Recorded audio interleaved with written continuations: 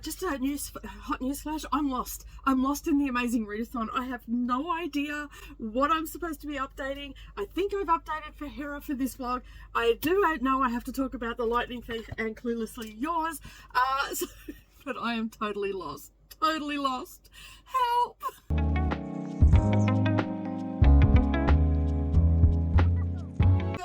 Everybody, how are you all today? I am just finishing up tidying up my room before getting onto crafty sprints, but I wanted to check in because I woke up this morning and the prompt had dropped. So basically that means that I had to find a book, and I was spent a little while laying in bed and just having a look at all the stuff that I have on my shelves and what book I was going to read. So the prompt dropped and we're off to Cape Town, and we have to read a book that has nature on the cover. So it got me to thinking, what book can I read that has nature on the cover? So I went and had a little bit of a look through all the things, and I'm going to read How to Solve Your Own Murder. All I know about this book is that it is a person that got told and I've seen some people talk about it on sprints. They went to a fortune teller or a psychic, and they said that they were going to be murdered, and subsequently they spent their whole life trying to figure out who, until eventually they were murdered. And so now it's like a whodunit. Basically, we're on the hunt for someone who is the killer, and I believe it's like some sort of competition, from what I've been told. So I'm going to read that. Obviously, I will check in once I'm finished it and all that sort of stuff. And we can then make sure that I get a couple more books done before the face-off weekend, because that is this weekend coming up. And you'll see a couple of vlogs for that, because I'm actually going to vlog that whole weekend. And yeah, and things I got up to, I've got plans and all that sort of stuff. All right, so I'm going to get on with the rest of my day. I'm going to read How to Solve Your Own Murder, and I'll check in when I'm done.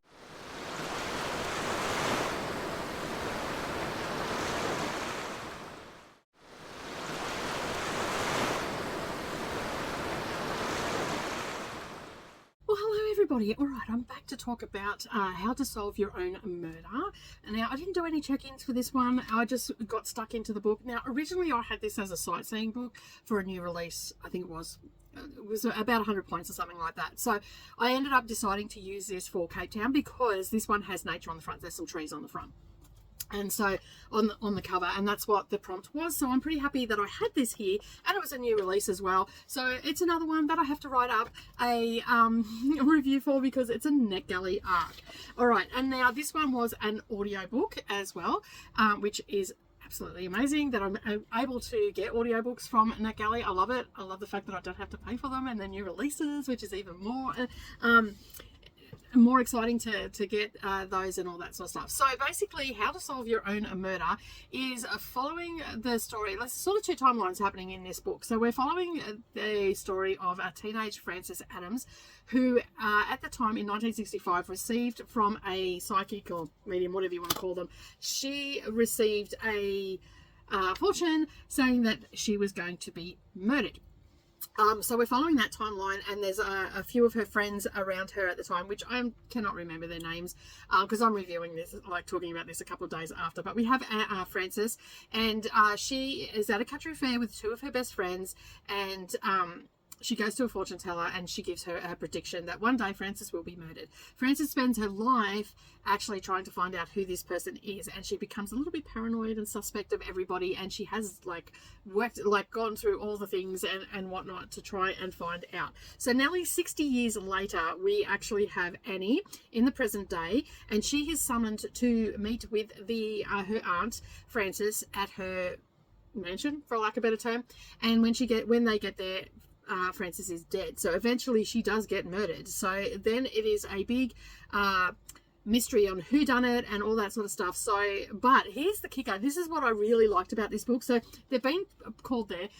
Annie's never been there before. Her mother, which is Frances, is her surrogate aunt, so to speak, because she was the daughter of one of her best friends, and so subsequently has lived in a place where she does all her art and all that sort of stuff. And Annie has never gone to Frances's place, so she's been called there and for this meeting, and so is a whole heap of other people. Once she's discovered that she's murdered, everybody becomes a suspect essentially. But then the will is read by the lawyer, and basically there's a games afoot. So to inherit everything, Annie and someone else, other people, have to solve her murder, and that's what ends up happening. So she ends up solving the murder, like trying to solve the murder with a lot of other people as well, and it sort of becomes like a competition because they're trying to outdo each other and all that sort of stuff. But there's little shady bits and pieces happening throughout the book, and so you don't really know who is actually the killer. Is it, you know, the local sheriff? Is it the best friend? Is it the maid? And all that sort of stuff. So we go through all of that sort of stuff. I thought it was a really good way to get two of the characters to sort of like investigate it, because if they get a criminal record, then they don't inherit. If they there's all these little provisos to inheriting everything, and if they do this, then someone else will get it, and they're pretty keen to knock everything down and turn it into, you know, a subdivision and all that sort of stuff. So there's all these little bits and nuances in the story that of this book that really make it an enjoyable read. I could not put this book down. And I was so glad that I didn't end up having it as a sightseeing book, and I was able to use it for a prompt, because I could not put it down. So it was really good that I got that done. And yeah, so I'm really happy that this one ended up on my NetGalley ARC shelf, and two, that I got to read it for the amazing Readathon, because I probably wouldn't have got to it this month otherwise. But as the story goes on, you know, like more and more things start happening, and Annie is getting closer to the truth, and basically people are starting to get a bit scared. And, you know, there's threats and stuff and all that, you know, all the things that come with a whodunit. So I have actually rated this, rated this 4 stars. I'm really happy with it, and I'm looking forward to reading more from, is it Kristen Perrin? Because this is the Castle Knoll Files, and this is book 1. So there is obviously more going to be coming from this author, and I'm really happy that I got to do this, as I said, as a NetGalley ARC, and it was also the audio as well. So I'm going to keep an eye out for this author and see if anything else pops up on the NetGalley, and basically get a hold of it. But I'm just going to leave it there, because there's not too much I can talk about this, apart from, like, it's just really well, just take it from me, it's just really well done. I liked both timelines as well. It didn't get confusing or anything like that. It was really good to learn about Frances, because sometimes when you get these murder mysteries, there's a murder, then the mystery is getting solved. This one, we actually got the backstory of the murder victim, which was really good, and that for me put it up into the 4-star category. And as I said, I'm looking forward to reading more from this author. But yeah, that is it for me. We're going to be moving on to leg 6. All right, let's get on with it.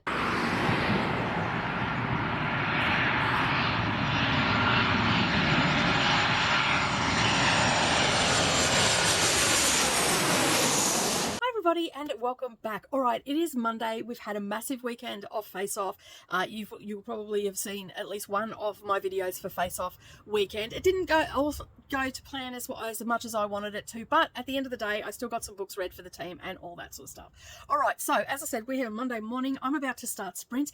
It's another cold day here with the wind and everything today. But anyway, we are about to start sprints, and I'm going to go straight into a sprint today because I've got some phone calls I've got to make and do some stuff straight up. But the prompt dropped, and basically we're going to Madagascar, and an island off Madagascar, and I'll put the name down below of the island here because I do not know how to pronounce it. I'm not even going to try.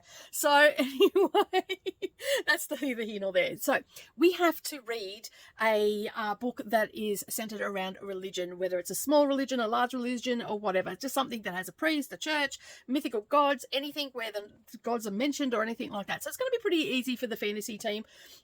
Probably not so much for the sci-fi to actually get something that lands in sci-fi, but, you know, Star Wars, all those sort of things will work for it as well. So I am actually going to be reading a twofold book. One is Hera, which is a NetGalley ARC. It's actually threefold. It meets the prompt. It's a NetGalley ARC, and it's also my Patreon members' pick for me to read. So I am going to be talking a little bit about that with them and how I feel and all that sort of stuff about the book and about Jennifer Saint, because it's the first time I've really read. I don't think I've read anything else by her. I'll have to go and check my Goodreads and see if I have, but I don't think I have. I'm pretty sure I've seen her around and I've wanted to read her for a while, but I haven't read her. So I'm pretty excited because it's around Greek mythology. And I was really excited that I actually got this one because I have wanted to try Jennifer Saint for quite some time. Anyway, I am going to read that, and when I'm finished it, I'll come back. I'll let you know. I'm not going to talk about it in great depth because, as I said, this is actually something for the Patreons. All I know, it is centered around Hera, and it's a retelling, and so I'm going to get stuck into it. Obviously, there'll be lots of the gods mentioned and all that sort of stuff, as they generally are in a retelling, but I don't actually really know much about it. I just seen that it was available. I applied for it. I didn't even really look at the synopsis. I just knew that I wanted to read Jennifer Saint, and that's how it ended up on my NetGalley. All right, I'm going to head off and do all the things that I need to do for that. Of course, I will let you know of anything else that is going on as the week progresses, and yeah, I look forward to actually reading this and checking in with you soon. All right, I have not done a check-in or a wrap-up for leg 6. We got blindsided with leg 6. We ended up getting with the U-turn. We ended up having to read a second book for leg 6. So the books that I picked out was Hera, and I also picked out the Lightning Thief as well. Right now, while I'm doing this wrap up, I'm about 50 pages into the Lightning Thief, and I just finished earlier today Hera. So Hera is by Jennifer Saint, and it is her newest release. This is a NetGalley arc that I got from the UK NetGalley, and I got this as an audiobook. Now, basically, it is following the story of Hera and Zeus. We start out with them overthrowing the Titans. The Titans have been banished, and then we are into the era of the Olympians. So it goes from the Titans then to the Olympians, because they overthrew the Titans and threw them to the darkest pits of the underworld. And basically then we are following Zeus, and Zeus marries his sister Hera, and Hera is the patron goddess of marriage, and she's sort of forced into that role, and she wasn't real happy about it. And so this story is from the perspective of Hera, and we learn a lot about her and why she is the way she is, because at the end of the day, Zeus was a bit of a douche, and he was off spreading his seed across the lands and all that sort of stuff. Because if you remember, Zeus created mortals, and so he had some mortal lovers, but he was also getting it on with a lot of the goddesses as well, and amongst other things that he was doing. And subsequently, I feel like this book was like highlighting the fact of why Hera was the way she was. Now, she's always been sprouted as someone who is vengeful, jealous, and all that sort of stuff. I don't know a lot about the Greek gods. I know enough to get me by. This is definitely one that will give you an indication of who all the gods are, and it goes through a very long course of time, and because of course, you know, the gods and goddesses, a blink of time, and it is a long time in humanity, but it's a short time in their existence. That's what it feels like to them, because they're immortal. So basically, there is a lot to unpack in this, and I'm not going to unpack a lot in this particular vlog, because I could probably talk about this book just, you know, for 30 odd minutes. But this, as I said, this is the latest release from Jennifer Saint, and I've never read anything from her before, but I definitely will be going back and reading more of her stuff. I'm going to get them on Kindle and all that sort of stuff, and I'll probably reread this one as well, because I have actually burnt through this pretty quickly, because it is for a leg. I'm a little bit disappointed that I've done that, and I really probably should have waited to read this, but I wanted to get it read and reviewed and all that sort of stuff. But I thoroughly enjoyed it. It kept me entertained. The audiobook is really good as well, because that's what I got, was the audio arc for this one. And the story and the timeline it goes right from the time of taking over from the Titans to past the Trojan War and all that sort of stuff. And it also highlights the fact that Zeus was a bit of a player, and you know, he went and got had all these illegitimate children around, and just the way he treated Hera and all of her children and stuff like that. It also shows the compassionate side of her as well, and also the ambitious side of her. So through this story, she is trying to overthrow Zeus in a sneaky way, and also just how the waning of the worship of the gods and everything went through humanity, and how the gods got restless and all that sort of stuff. And yeah, and it just sort of, and how she sort of kept them all together too. There was a little bit of that in there. So overall, it was a very compelling story. It kept me wanting to listen to it. A couple of times I was very tired, and I felt nodded off for a chapter, so I had to go back a chapter. So it took me a little bit longer to read this one. I just had a lot going on and whatnot. So, but I ended up getting it all sorted, and I'm really happy with how it turned out and how it ended and all that sort of stuff as well. So if you're interested in Greek mythology, this is definitely one that I would recommend you pick up. Now, just know it is heavy on the gods in this. It's not just Hera that we're following, there is a mention of a lot of stuff that's happening. There's all the gods. I feel like every god was mentioned in this book. Probably not, because as I said, I'm not really up on all of the things. But yeah, it was an enjoyable read, and I'm glad that I did pick it up, and I'm definitely going to revisit this one. It's definitely one that you could revisit, because I feel like that I may have missed a few things in it as well. So, because I was listening to it pretty quickly. All right, I gave it 4.5 stars. I'm really happy with it. This is, at the moment, it actually has a 4.1, let me just bring it up, 4.13 rating on Goodreads. So hopefully it'll stay in the high 4s, like in the low 4s, or go up in the high 4s, because it's had 738 ratings so far, so that's pretty good. It'll be 739 once I set mine. But yeah, 4.5 stars from me. All right, I am going to head off and keep reading this. I don't feel like I need to introduce this really, because this is for Lexix as well. This is, you know, Percy Jackson and the Lightning Thief. Again, it's centered around religion, and he's just a normal kid going to school, playing basketball, skateboarding, the usual, until I accidentally vaporize my maths teacher. Now I spend time battling monsters, generally trying to stay alive. This is the one where Zeus, god of the sky, thinks I've stolen the lightning bolt, and making Zeus angry is a very bad idea. So yeah, so it's again more Greek mythology. Why not keep the theme going? I don't know what, it's a YA, so I don't know, well, it's middle grade, I think, actually. I don't know how it's going to go. I have seen the movie many years ago, and for the life of me, I can't really remember how it played out, but I've just got up to chapter 4 in this, and so far, so good. I'm enjoying it, and I've got it on audio as well, so I should be able to get through that pretty quickly. But I'm going to check out now and continue reading this, and I will check in when I'm finished.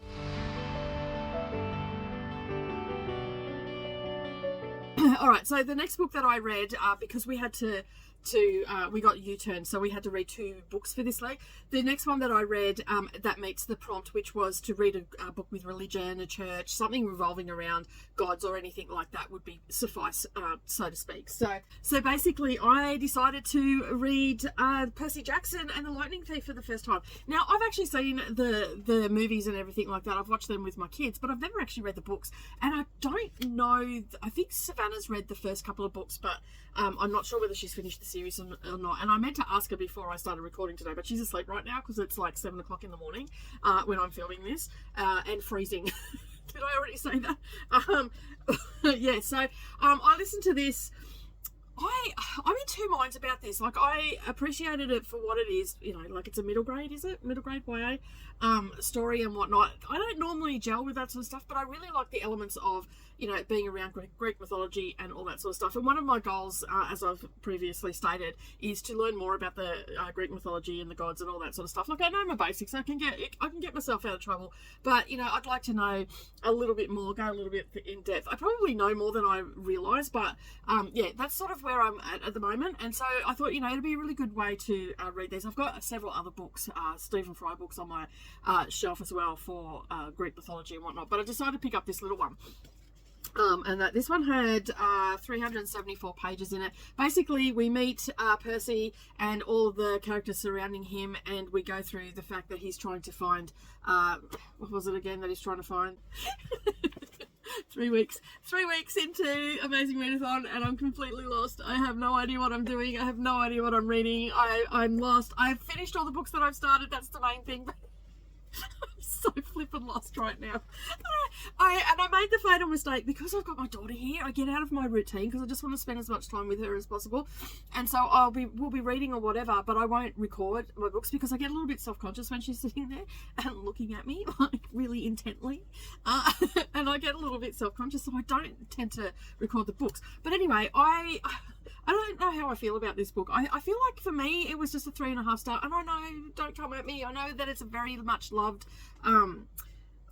book, but I believe that there's a lot of shoot-off series and stuff like that, and so I'm going to look at it a little bit closer. I still have like three or four of these on my shelf. I think I've got I'm missing book 2, but then I've got the rest in the Percy Jackson series, so I'll have to look that up. But yeah, it was just like, because I'd seen the movie and all that sort of stuff, it just felt like a little bit of a run-of-the-mill book. I'm not really going to go into detail about it. Like, basically, he doesn't know that he's a demigod or whatever they call him, or a half-blood, and basically he finds out in a very, very dramatic circumstances that he has been accused of stealing the lightning bolt, and then subsequently it's a cat and mouse game of him trying to find out where it is, who's got it, who stole it, to clear his name, and that's pretty much the premise of the story, and it goes from beginning to end. And yeah, and so then it will just, I guess, pick up in the next book and whatnot. And he sort of got to know, because he's never known who his father is and all that sort of stuff. So there was a little bit of that in there as well. The one thing that I will say though, like in the beginning of his book, his mother is taken. Like this happens like really quickly in the book, where they're in a car and his mother is taken, and he believes her to be dead. But there didn't seem to be any emotion behind that. Like, it felt like, is it like, I know this has got ADHD and all that sort of stuff, but it's like, still, I would have expected some sort of emotion. Like, he's passionate about finding his mother and stuff like that, but there was no grief or upset. Like, he believes his mother is dead. So, and there's no grief, no emotion behind that. And I'm thinking, like, I know that everybody deals with death in a different way, but, you know, like, if you're that close to your mother, I feel like that there would have been a little bit more of an emotional response. Just saying. That's all I wanted, just a little bit of an emotional response. I think if I was taken, I would like my kids just to freak out just a little bit. Just a little bit, you know? Just a little bit. But anyway, excuse me, I've given this 3.5 stars. I mean, it was good, but it was well written. I enjoyed it. I enjoyed listening to it, and all the things.